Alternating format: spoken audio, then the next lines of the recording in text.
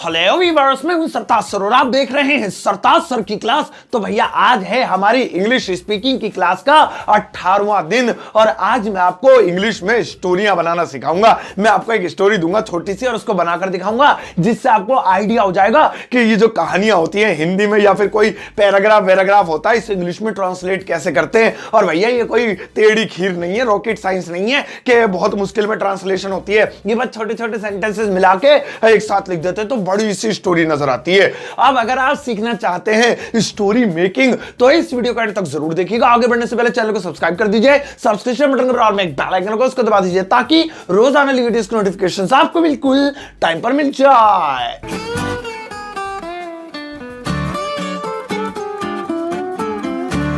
तो चलेगा शुरुआत करते हैं इस वीडियो की और आज 18वें दिन सीखते हैं स्टोरी मेकिंग या paragraph translation into English. Madam इतना छोटा कर दिया मुझे, सारी दुश्मनी एडिटिंग में निकाल लेती हो। खैर छोटा इसलिए कराए, जरा स्क्रीन आज इन्हें बड़ी चाहिए थी। तो अब भैया ऊपर देखो एक हिंदी में स्टोरी लिखी हुई देख रहे होंगे। अब स्टोरी को देख के नाक मुंह मत टेढ़े मेढ़े कर, नो ये कोई स्टोरी है इतनी घटिया सी। ये बेसिक से एडवांस की तरफ जा रही है क्लास, इसलिए आराम आराम से छोटी छोटी बेसिक चीजें सीखोगे जब तो आएगी आपको। ये थोड़ी कि पहले ही दिन तुम्हें टाइम्स ऑफ इंडिया का न्यूज़पेपर चिपका दूं यहां पे और कहो ऐसे बोलो। अरे अपने तरीके से ही तो पढ़ाऊंगा, मैं टीचर हूं, दिमाग खराब कर रहा हूं, मुझे लड़ाई लड़ने का दिल कर रहा। खैर चलो कोई बात नहीं। तो भैया ये जो स्टोरी आपको दिखाई दे रही है, अब इसे स्टोरी कह लो पैराग्राफ कह लो एक ही बात है।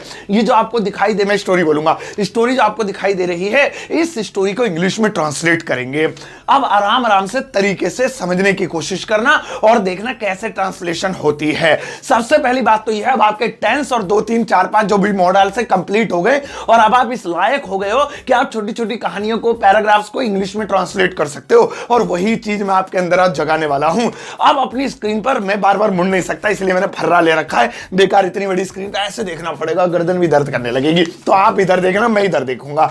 तो इस स्टोरी को या इस पैराग्राफ को ध्यान से देखो। ये लग तो ऐसा रहा लंबा चौड़ा है, असल में ऐसा नहीं है। ये छोटे छोटे सेंटेंसेस जोड़कर एक पैराग्राफ तैयार किया गया है। और बस लाइफ में यही तो है, जब इंग्लिश बोलते हैं तब भी छोटे छोटे सेंटेंसेस बोलकर लगातार बोलते हैं तो ऐसा लगता है फ्लुएंट इंग्लिश बोल रहे हैं। और जब लिखते हैं कहानी या कोई पैराग्राफ या कुछ भी तो वो भी ऐसे ही होता है, छोटे छोटे सेंटेंसेस जोड़कर। अब चलो इसे इंग्लिश में ट्रांसलेट करते हैं। मैंने आपको बताया था कि उल्टी तरफ से बनाओ बनता चला जाएगा, लेकिन पैराग्राफ में वो रूल लागू नहीं होता। वो रूल लागू होता है सिर्फ सेंटेंसेस में। तो पैराग्राफ को पहले हमें सेंटेंस में कन्वर्ट करना पड़ेगा। अब यहां पे जो स्टोरी है मैं आपको एक बार पढ़ के सुना देता हूं। हो सकता है कि बहुत सारे लोगों को अभी जो है हिंदी भी पढ़नी ना आती है। चलो पढ़ के सुनाता हूं। एक दिन मैं टीवी देख रहा था, अचानक पिताजी आए। उन्होंने कहा हम बाजार जाएंगे क्योंकि हम एक नया टीवी खरीदेंगे। मैंने कहा मैं 2 महीने से नई टीवी के बारे में सोच रहा था। फिर हम एक साथ बाजार गए, खत्म हो गई स्टोरी। तो ये एक छोटा सा पैराग्राफ है। इस लाइन को या इस पैराग्राफ को देखिए ट्रांसलेट कैसे करेंगे। तो कभी भी कोई पैराग्राफ आप लिख रहे हैं या ट्रांसलेट कर रहे हैं, याद रखिए कि पूरा एकदम नहीं, उसे टुकड़ों में बांट लो। आप सबसे पहले ऊपर से शुरुआत करेंगे एक दिन। अब आगे जल्दी भागने की जरूरत नहीं है, पहले इसकी इंग्लिश बनाएंगे एक दिन। और इतने इतने से बच्चे जो एलकेजी यूकेजी में फिरते हैं ना, उन्हें भी पता होगा एक दिन यानी 1 डे। चलो भैया तसल्ली से मिल गए, ऐसा लग रहा है हाँ अब आगे बढ़ रहे हैं हम लोग। अब इसके बाद है मैं टीवी देख रहा था, अचानक पिताजी आए। इतनी जल्दी आगे मत भागो, बस सेंटेंस एक रोको। मैं टीवी देख रहा था, बस यहीं रुक जाओ। ये हमारा एक सेंटेंस हो गया। तो इसके लास्ट हमारा रहा था। और आपको मैंने रहा था रही थी वाले सेंटेंसेस करा रखे हैं, पास्ट का कॉन्टिन्यूअस ये वही है। तो इसको बनाएंगे। मैं आई, अब उल्टी तरफ से चलेंगे। रहा था वाज, देखना वॉच, आईएनजी के साथ वॉचिंग, सीइंग पिंग दिल कर रहा हो तो लगा देना। Watching TV, I was watching TV. एक दिन 1 डे मैं टीवी देख रहा था, आई वॉज वॉचिंग टीवी। अब उसके बाद देखो क्या हुआ। अचानक, अब अचानक एक अकेला वर्ड है, ये नहीं कि आप इसे आगे वाले से जोड़कर देखो। अचानक पिताजी आए, तब तो गलत ही चला जाएगा, तुम्हें यही समझ में नहीं आएगा कि ये अचानक की इंग्लिश आगे लिखूं या पीछे लिखूं। पहले इसी को लिख दो। अचानक को बोलते हैं सडनली, नहीं पता हो गूगल नाम की भी कोई चीज होती है, वहां से निकाल लिया करो। अचानक टाइप करोगे मिल जाएगी, नहीं तो डिक्शनरी खरीद लो एक। और अचानक, हाँ जी हो गई। इसके बाद है पिताजी आए, अब इसे यही रोक देंगे आए पे, क्योंकि एक सेंटेंस हमारा पूरा हो गया। तो पिताजी आए, ये कौन सा टेंस है? यह है पास्ट का इंडेफिनिट। देखो इसमें एक ही आवाज आ रही है, और मैंने आपको कहा था ना टेंसेस का बहुत जरूरी काम पड़ता है।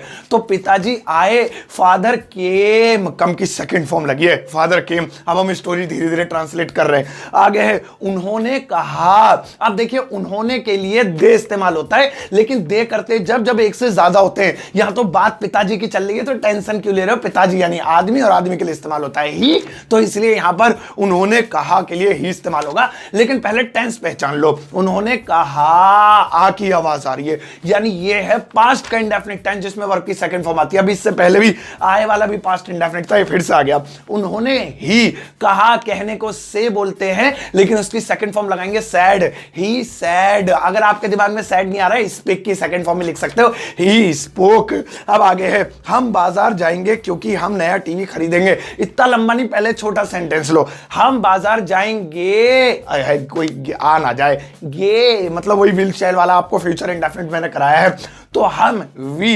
गे विल, अब उल्टी तरफ से सेंटेंस को उल्टा बनाना, यानी स्टोरी उल्टी बनेगी। गे विल जाएं, गो। अब बाजार टू मार्केट, ये to the market. We will shall भी कर सकते हैं, जैसा कि मैंने आपको बताया वी के साथ शैल लगाते हैं, लेकिन चाहे तो विल भी लगा सकते हैं। We will go to the market या we will go to market. आगे कह रहे हैं जी पिताजी कहां गए भाई? अरे कहां गए?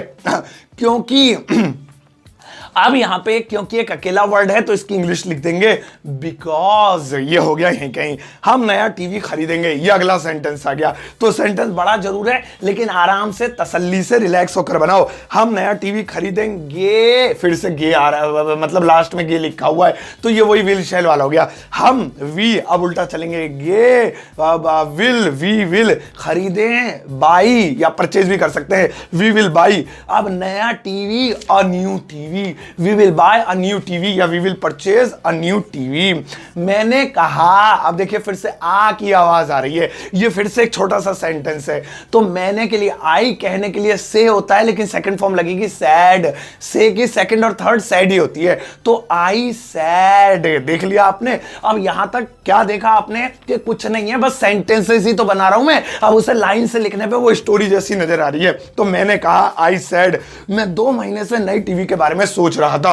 अब रुक जाओ यार, लंबा चौड़ा आप सेंटेंस आ गया, थोड़ा सोचना पड़ेगा। तो यहां पे सेंटेंस है, मैं 2 महीने से नए टीवी के बारे में सोच रहा था।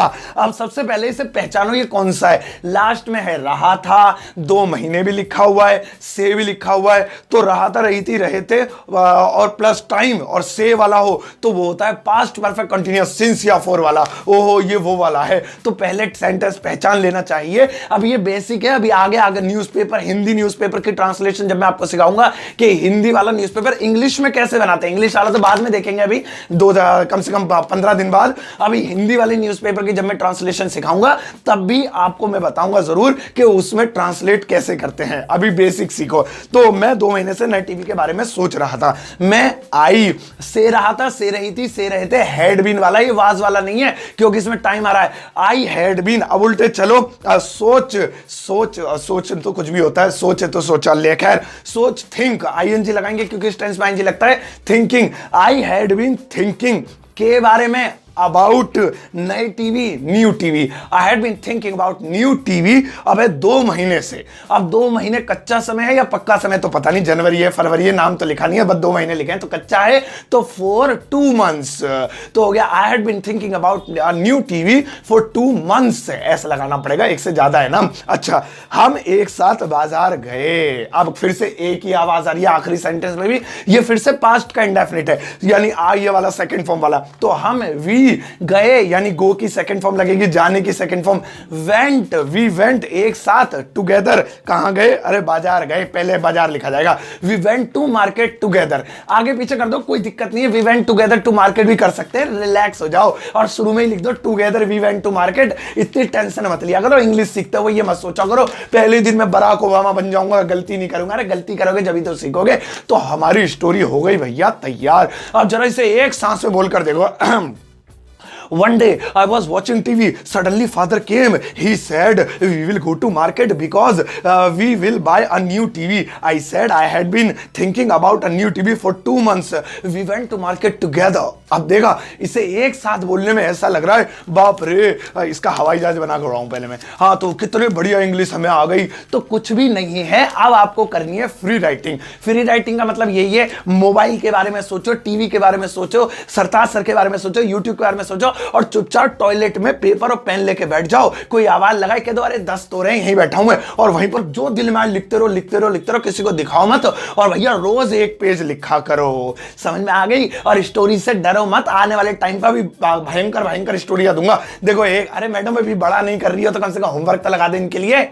हाँ, अब यहां पे भैया एक कटिंग दिख रही होगी तुम्हें। अब यहां पे जो भी लिखा हुआ है इसे इंग्लिश में ट्रांसलेट करना। छोटा सा ही है, ज्यादा लंबा चौड़ा नहीं है, इन्हीं टाइप करने में टाइम लगेगा। और इस वीडियो के कमेंट बॉक्स में छोड़ देना इंग्लिश में टाइप करके, मैं चेक करूंगा, मैच कर लूंगा। वैसे पहले इसका स्क्रीनशॉट ले लेना, नहीं तो वीडियो रोक के इसे नोट कर लेना हिंदी में, बाद में इसको जो है इंग्लिश में ट्रांसलेट करना। अभी मत करना, एंड तक देखो, फुल ड्रामेबाजी देखा करो। इतनी मेहनत लगती है, पसीने आते हैं भाई साहब, कड़ाके की सर्दी में भी मुझे इस चक्कर में। हाँ जी, तो इसको ट्रांसलेट करके इस वीडियो के कमेंट बॉक्स में पोस्ट करना। मैं चेक करूंगा कि कोई गलती वलती तो नहीं है। किसी चीज की इसमें वर्ड मीनिंग चाहिए तो उसका इंतजाम कर रखा है। अभी 2 मिनट बाद वर्ड मीनिंग जो हार्ड से वर्ड है वो आपको नजर आने लगेगी। लगा ही देता हूं, लगाओ। तो भैया ये रही वर्ड मीनिंग, और ये थी आज की वीडियो स्टोरी ट्रांसलेशन की स्टार्टिंग पे। ये फिर से कह रहा हूं, ये मत सोचना इतनी इजी वीडियो वो दिए ट्रांसलेशन, इसे तो बच्चे ही बना लेंगे। अरे बेसिक वाले बना रहे हैं, उनके लिए ये बच्चों का खेल नहीं है, बहुत हार्ड है। आने वाले टाइम पे भी देखेंगे एडवांस तुम कितने हो, तुम्हें भी दूंगा मैं खतरनाक सबक। बस चलते रहो, साथ क्लास लेते रहो मेरे। अब सबको बता देना कि इंग्लिश स्पीकिंग की क्लास बहुत आगे बढ़ चुकी है। अभी भी बैच ज्वाइन कर लो जल्दी से, सारी रात बैठ के जल्दी से 18-19 वीडियो देख डालो आने वाले टाइम से, ताकि साथ क्लास हो जाए। और इस वीडियो को सबके साथ शेयर करना।